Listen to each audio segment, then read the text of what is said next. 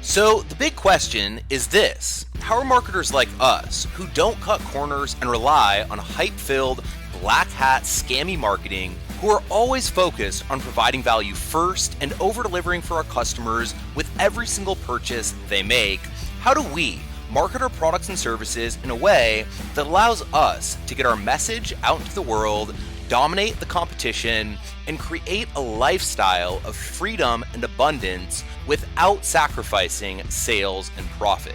That's the riddle, and on this show, you'll find the answer. Hey, my name's Misha Wilson, and welcome to Marketing with Misha.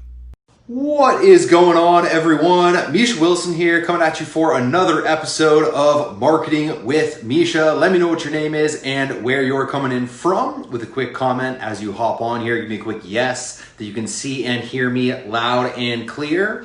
And today I want to talk about one of the most, powerful lessons, talk about one of the most powerful things you can use in your marketing, and share a lesson that if you actually truly get, embrace, and run with, can absolutely change your business for the better. So as always, give me some comments, likes, hearts, and shares if you guys get value. And if you're watching on Facebook, go ahead and give me a comment, like, heart, and share throughout. If you're watching on YouTube, be sure to go ahead and hit that subscribe button. We have certain ads that we run just for our subscribers, and we actually retarget our subscribers, and we give away free content that most people have to pay for, access to free products, and a bunch of really cool stuff like so. So with that said, go ahead and subscribe, comment, like, heart, and share if you get value. And with that said, I'm going to go ahead and dive right in. And today I want to talk about the topic of storytelling, all right? Why stories are so powerful, how they're different than everything else, every other different style of communication out there, and why they're going to make an impact for you in your business. And I actually want to tell you a little story in order to go ahead and share with you how I had this realization. So when I first got started online, I think a lot of people look at me and they go, oh my God, Misha, he has a bunch of students making six figures and he's done over, $10 million plus, way more than that at this point in total sales. And he has this big business and he's ultra successful. And there's always this assumption of Misha's a natural, right? It came easy to Misha and it's just kind of something that Misha was good at. And the truth of the matter is there's nothing further from the truth. When I first got started, I would get on one training after the next, one webinar after the next, one, course I would go through after the next. So I get to one, event. Events absolutely helped to change my business. But there are a few that I got there in a row without really, them having much of an impact in my actual business, in my journey. And I struggled massively for the better part of a year, losing money, driving myself $10,000 in debt, and going through a bunch of the various trainings.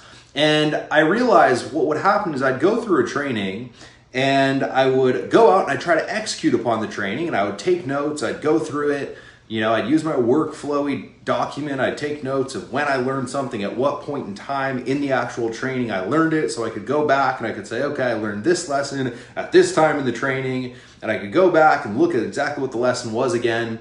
But I realized that I'd go through a course and I'd go out and I'd take action, and I would inevitably fail. There was always a Facebook group and a community of people trying to go ahead and do what I was trying to do.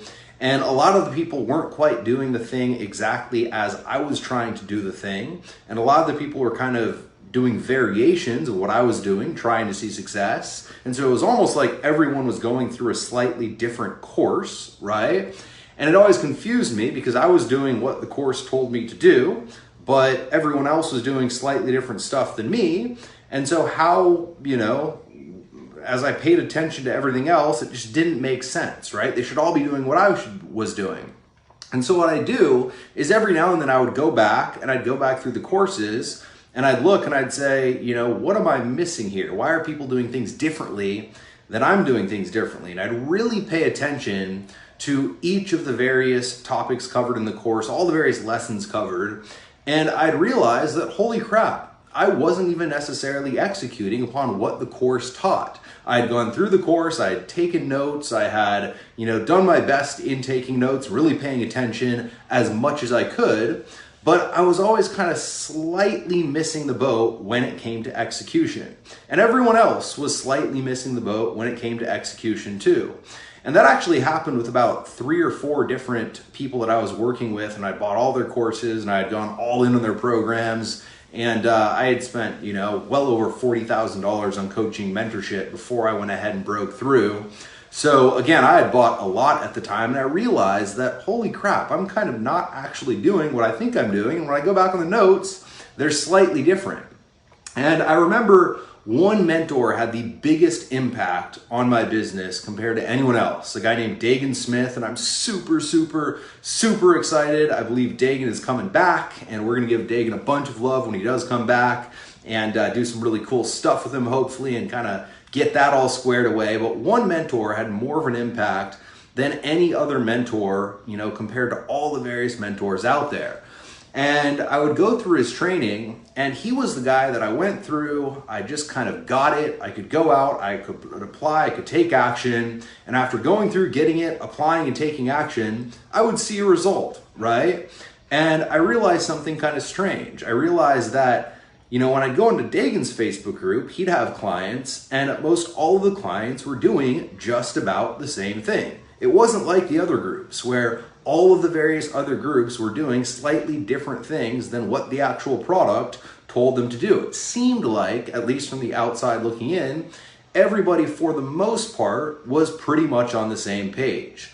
Now, look, there were certain things that people were doing wrong. There were certain things that people had to adjust. There are certain things that, roadblocks, hurdles, obstacles, etc., that Dagan's students ran into as well. I was actually a coach on Dagan's team for a while, and so I saw all of that, but for the most part, everyone was really getting it.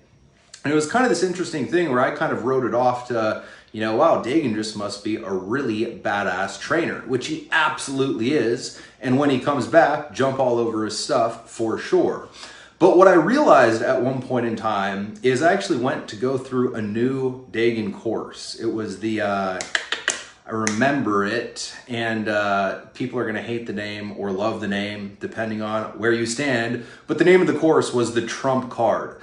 And it was essentially 21 ways to double your business's profit, I believe, in the next XYZ days. And at the end, it was like the Trump Card, the ultimate hack to double your business. And as I listened to the training and watched the training, I was also looking at notes from previous trainings, and I was comparing them to all of the other people who had gone through all their various courses. I had a massive realization of how Dagan's courses were different, what Dagan did differently, and what was happening with me in my own personal journey as a student.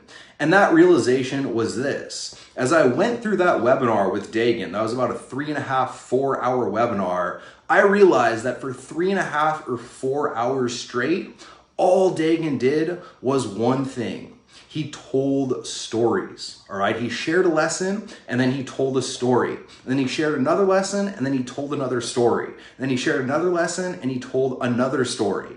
And all of a sudden I realized, holy crap, all of my other notes on all of Dagan's trainings, guess what? They're all notes from Dagan's stories, right? When Dagan shares about the power of lead generation, he shares it in a story format, and he shares the story that happened around him in his life that brought him to that realization. And that's how he went ahead and communicated in his courses. When he shared a story about, how he learned how to go ahead and sell to the masses, he did it within a story about speaking at an event, being nervous before going on stage, and so on and so forth. And I looked at Dagan's stuff, and then I looked at everybody else's stuff, and I realized everybody else's stuff was just how-to information. It was literally just go into your back office, click this button, select the right keywords, make sure it's a long tail keyword, not a short tail keyword, and do your best on the fucking targeting, then bid a little bit higher, bid a little bit lower, and tweak the bid based on the result, and then change the long tail to the short tail to the donkey tail, whatever it might be. And I realized that it was just straight up how-to information, and probably about 50% of it was going completely and totally over my head. And the only difference between Dagan and all my other mentors that I could find at that time, because I hadn't worked with Dagan in a more personal manner, I ended up working with Dagan in a more personal manner, and it changed my business even more. But the big difference was the fact that Dagan was using stories, and he was using them everywhere. And that was a huge realization to me, because what I realized, and what I'd like to share with you, is people remember stories, they forget how-to information. All right, people remember something, that you tell them in a story format, where you tell a story in a certain way where you had a certain realization, just like I did a moment ago. I told the story about my realization about stories. You'll remember that more than you would remember if I hopped on this Facebook Live and told you 18 different, reasons why you should start telling stories in your business. And then I broke down the 38-step framework in order to go ahead and tell stories more effectively. And because Dagan had shared so many stories, I remembered everything, I internalized everything more effectively, and I was able to go out and execute more effectively. And the beauty of it is, it's not just when it comes to content, all right? It's not just when it comes to you want your student, to get something. It's also in the context and the environment of sales, right? When you're trying to sell something, it's vitally important that someone remembers, a certain thing that builds value maybe, or creates demand for something. And the way you do that most effectively is you tell a story. Because if you tell a story in the middle of a webinar and someone remembers it and they get that story, they get that realization, they hang on to that belief, by the time you get to the end of the webinar and you pitch the thing that helps them with this realization that you allowed them to come to, or you brought them to with your story, again, it allows them to get it.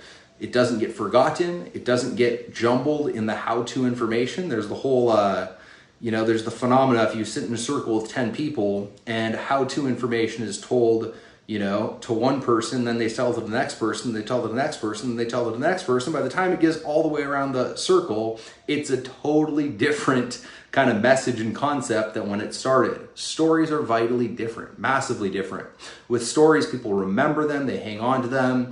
And if you do it correctly, in your marketing, what'll happen is people will come to the same realization that you had when you went ahead and told that story.